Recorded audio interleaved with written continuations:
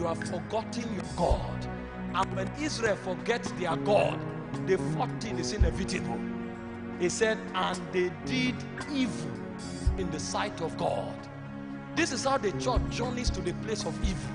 Have you heard what many prophets are doing today? Are they despicable? Yes. Have you heard what many apostles are doing today? Are they despicable? Yes. But they didn't come there overnight. They came there by, first of all, adopting the way of the world, compromising little by little. They forgot their God until they became captains of evil and iniquity. So today, it's natural to do evil. A man can sin. Instead of shutting down and going to seek the face of God, he said, Lord, I'm sorry, please help my iniquity, help me, I'm weak, help me. And then he comes to the altar, and then he preaches. When he finishes, he says he's forgiven. And then evil begins to pile up. Wickedness begins to pile up. After a while, because it was on the altar, it will not affect everybody. When you come to a church when people are loose, it's because the pastor is loose. If you come to church where people fornicate, it's because the pastor fornicates. I'm not talking about one or two persons that falls. Anything you see in the church that is a norm, it rises from this altar. It generates from here. And the time comes, a whole generation becomes godless. Today, sir, I am bold to submit to you that when you gather Christians and you ask them questions, at least 9 out of 10 is struggling with something. It's either masturbation, either immorality, or lying, or pride, or stealing. 9 out of every 10 Christians is struggling with something.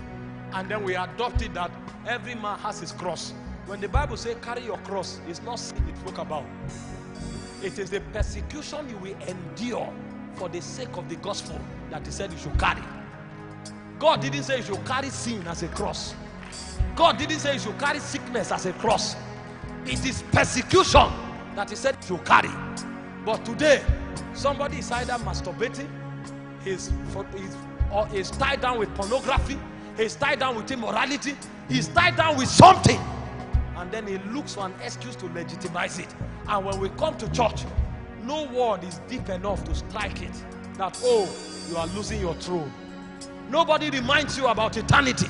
Nobody reminds you about where you began your journey with God. The reason is because the pastor has forgotten God and is now living by iniquity. If we come to that point where we begin to do evil before the Lord, then you know that the gestation period of revival is ripe. And I assure you that the body of Christ has come to that point. If you see the level of swindling and manipulation taking place from the altar, you will begin to weep. If God puts that burden on your heart, if you see the level of evil that goes on in the body, you will weep. A generation that does not know the Lord, a generation that adopts the world system as their norm, a generation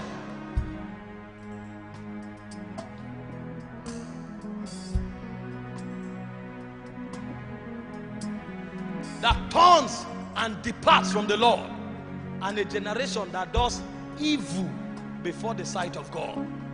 When these 4 things happen, then that generation will begin to serve strange gods.